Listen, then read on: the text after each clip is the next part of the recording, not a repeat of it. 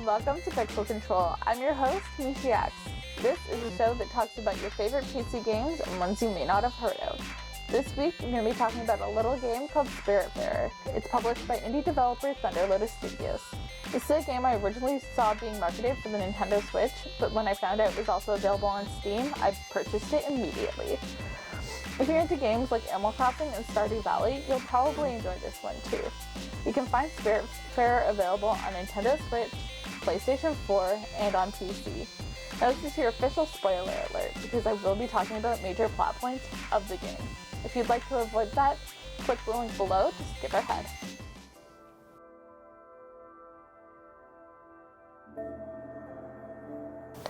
Welcome to the Sea of Spirits, new Spiritfarer.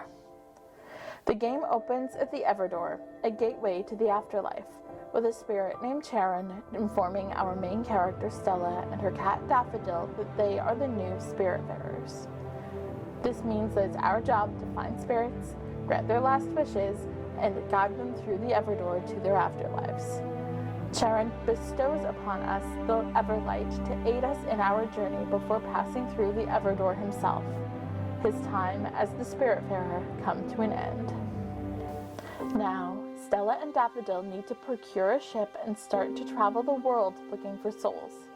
Picking up spirits, we help them with their last wishes and befriend them. Some spirits are ones we may have known in our past life, and others are ones that we have never met before.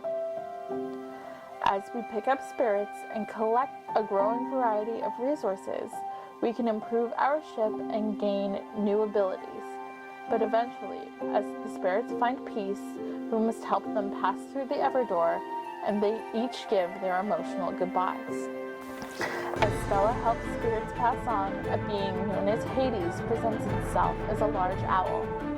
Hades shows us images of our past life. In these images, we can see that in our past life, we were a palliative care nurse who cared for the terminally ill.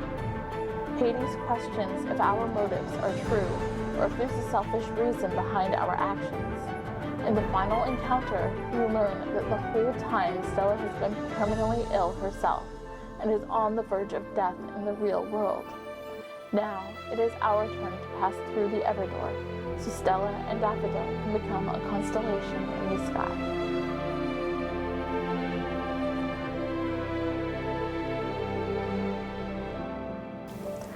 A large part of Spiritfarer ends up being collecting resources, and although a lot of those are typical of role-playing games, they manage to keep it fresh and new as well.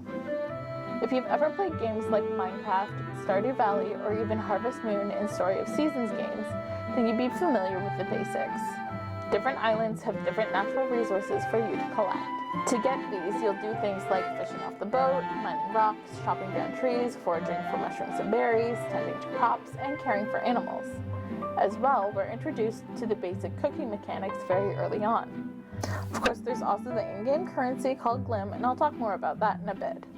But with all your basic RPG mechanics covered so quickly, what else is there? Well, this is a game that likes to turn things on its head.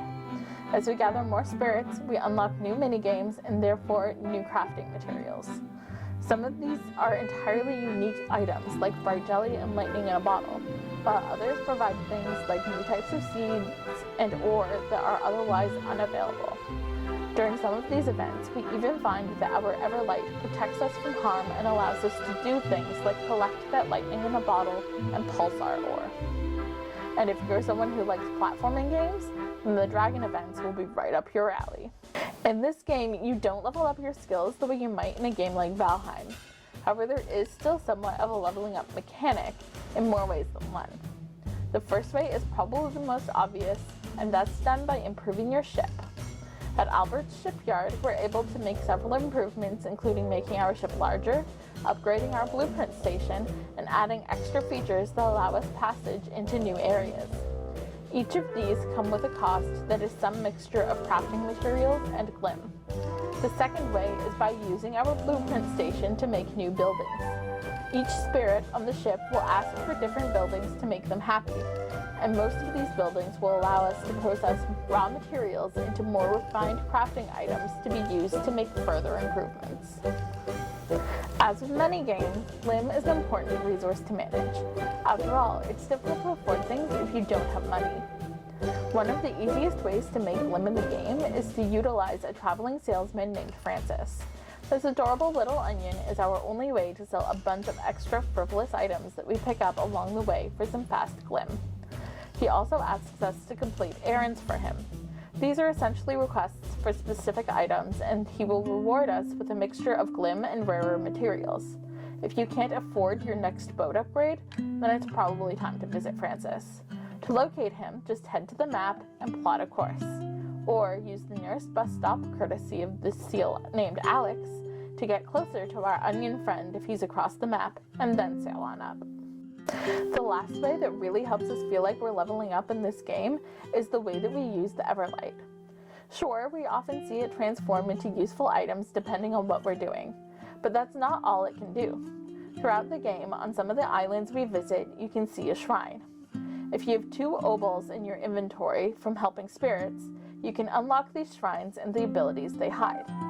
These abilities include double jumping, gliding, using a zip line, bouncing, dashing, and a light burst.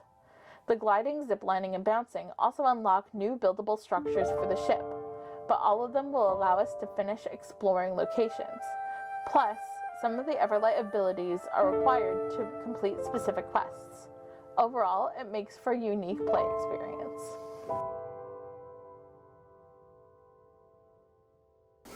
So, what do I think of Spiritfarer? I think it's a very well-crafted game. And I know that it may not be the kind of thing that's for everyone, and that's totally fine, because, hey, this is just my opinion. I found out about the game from a list on USA Today of cozy games that you'll enjoy if you like Animal Crossing. So keeping that in mind, and the fact that I love playing those kinds of cozy games to help me relax and unwind when I'm really stressed, well, I went for it. Something about the wholesome content just warms my heart. So I picked up the game when it was on sale and probably forgot about it for months, as I often do with games on Steam. But I'm glad that I eventually came back to it. I had just finished a game that was all about unpacking moving boxes and organizing all of your stuff, and was lamenting how short that game had been, and so I was looking for something with those same wholesome vibes, but didn't want to go back to games that I have hundreds of hours logged in. And then I noticed Spiritfarer on my Steam library. I remembered the article that led me to purchase it, and decided I'd boot up the game and try it out. And from the word go, I was fascinated. Something about the aesthetic with Sharon and the Everdor made me so curious about where this was going. Almost right away, I was sitting there going, are we talking to death? Are we becoming death? And I had to know more. That first night, I must have played a good 6 to 8 hours of the game, staying up well past my bedtime. But the story immediately had me hooked. I needed to know what was happening to Stella and Daffodil. And the way the game encourages helping people made me smile.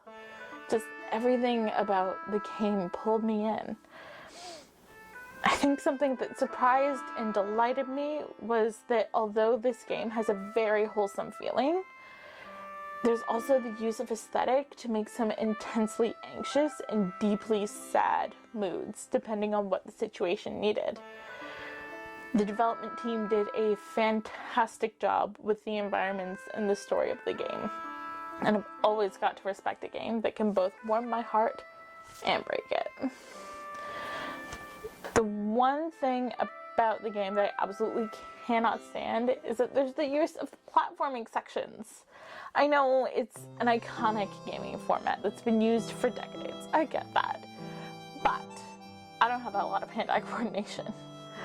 And I am terrible at those parts.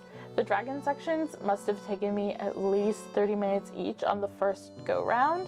And even there, I took probably about 30 minutes on them in later passes as well. And don't get me started on the platforming sections around the Everdor. I love this game, and if that's the one thorn in my side, I'll take it. But there's one thing I'd like to say to the developers of a game like this. It's please be mindful that people will play it to relax and not get stressed out. And, you know, don't want to play a type of gameplay that they're really bad at. And that's Spiritfarer.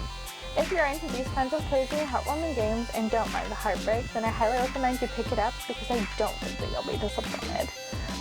If you'd like to see me make more gaming reviews, please let me know by giving this video a like. As well, you can let me know what kinds of games you'd like to see me cover next by leaving a comment down below. When I do make more gaming reviews, you can find the most recent one linked here, as well as a playlist linked here, as well as down in the description. Don't forget, you can reach out to me on social media everywhere at Nishiax, or follow the link that's also in the description. That's all for now, and I'll see you next time on Pixel Control. Bye!